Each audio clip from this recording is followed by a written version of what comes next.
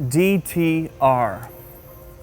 My guess is that most of you know what those initials stand for, but if you need a little help with this, let me give you a hint.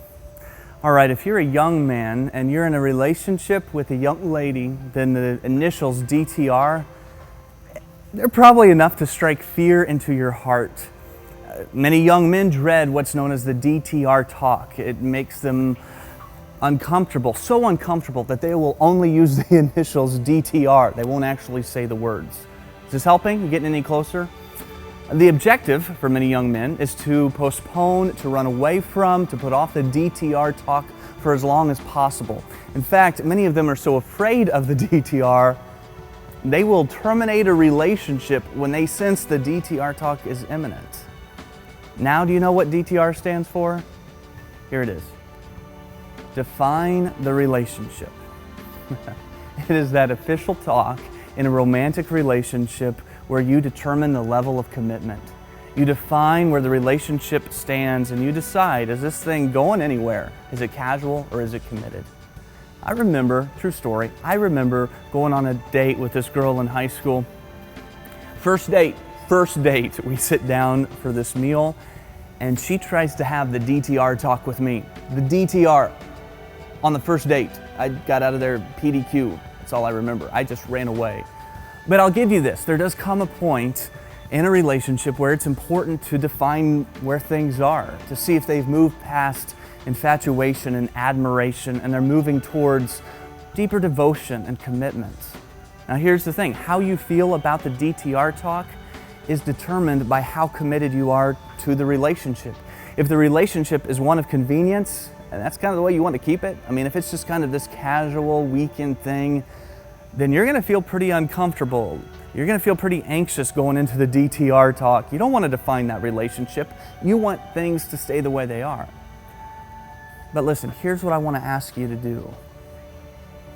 I want to ask you to define the relationship between you and Jesus. Specifically, if we could, let's frame up that conversation by answering this question. Are you a fan or a follower of Jesus? I think that question really helps define where things stand. A fan is defined as an enthusiastic admirer. And a fan of Jesus, they might know the Christian bands. A fan may come to church every week. A fan may open their Bible and take notes. A fan may say grace before the meal. A fan may have a Jesus fish on the back of their bumper. They may make their ringtone on their phone a worship song, but that doesn't necessarily mean that they are a follower. And so here's what a fan will do. A fan will find a seat in the stands and they will cheer for Jesus. They will come on the weekends and they will sit in the bleachers and they will cheer. And as long as the season is going well, they'll cheer for Jesus. But if things start to go bad, right, if there's a few losses along the way, then what you'll find is that the bleachers empty out and many of the fans go home. See, fans want a relationship with Jesus. They just want it on their terms.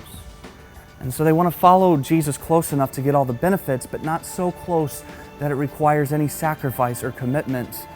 What they're looking for, I think you would call a no strings attached relationship. Or yeah, you come on the weekends, you sit in the bleachers, you connect with him from time to time, but it doesn't really mess with your life. It doesn't really change anything. I saw this report a number of years ago on what they called the new vegetarians, okay? So these new vegetarians were younger people who called themselves vegetarians, but they still ate meat a lot of the time. And they interviewed this girl, her name was Christy, and she said, I'm a vegetarian, but I eat bacon. That's what she said. I'm a vegetarian, but I still eat bacon. Well, isn't a vegetarian by definition someone who doesn't eat meat? And isn't bacon considered a meat? So how can she call herself a vegetarian? See the problem? And so the real vegetarians got upset with the new vegetarians. They said, look, you need to change your name, call yourself something else, but don't call yourself vegetarians if you're going around and ordering bacon. And so the new vegetarians, get this, they came up with a new name for themselves, and here's what they call themselves now: flexitarians. Flexitarians. They don't eat meat unless they really like it, unless they really want it. Kind of like that. I mean, by definition, I'm a flexitarian. I don't eat meat unless it's being served. Yeah, then I'll eat it. And the problem is they were calling themselves vegetarians, but it didn't reflect what they were committed to, and that's what has happened.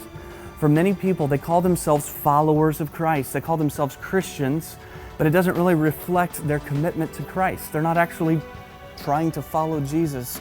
And so what we probably need is a new name. And so I think fan works. Fans of Jesus. Just enthusiastic admirers. The deal is, though, Jesus was never really interested in fans. He wanted followers. And in Luke 9:23, Jesus defines a follower, and here's what he says. If anyone would come after me, he must deny himself, take up his cross, and follow me. So followers deny themselves. They take up their cross and they follow him. That's how Jesus defines the relationship he wants with you. My concern is that all too easily, a church can become a stadium full of fans instead of a community of completely committed followers. All too easily it can become a place where people gather together and cheer for Jesus on the weekends, but at work, at school, in their homes, in their neighborhoods, doesn't really have much impact. And so many of us approach our relationship with Jesus that way. We don't mind making some minor changes in our lives, but the thing is, Jesus wants to turn our lives upside down. We might be fine with him doing a little touch-up work. Jesus wants complete renovation. We come thinking tune-up. Tune-up's fine. Jesus is thinking overhaul. We think what we need is just a little bit of a makeup job, but Jesus is thinking makeover. We think a little bit of decorating is required. He wants a complete remodel. You see the difference between a fan and a follower? So I got this email a number of months ago. It was sent to me from a person on our church staff who takes care of church membership records.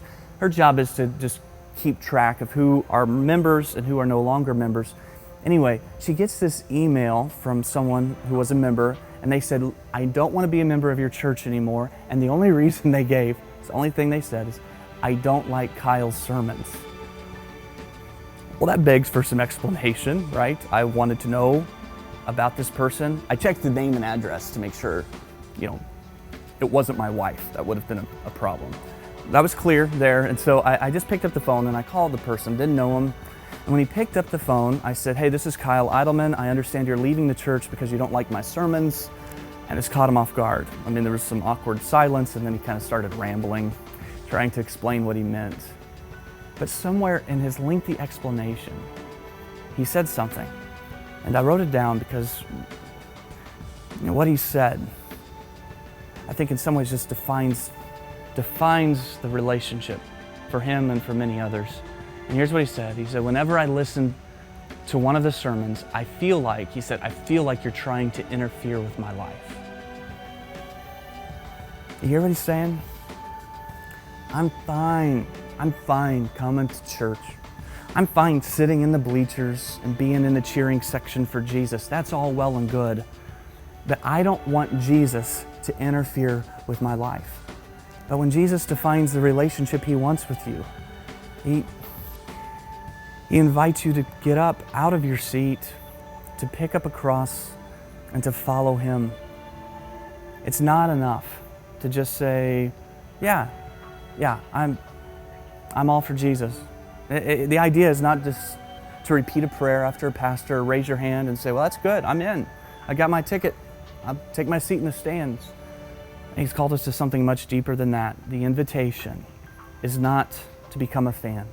The invitation is to take up a cross and to follow Jesus.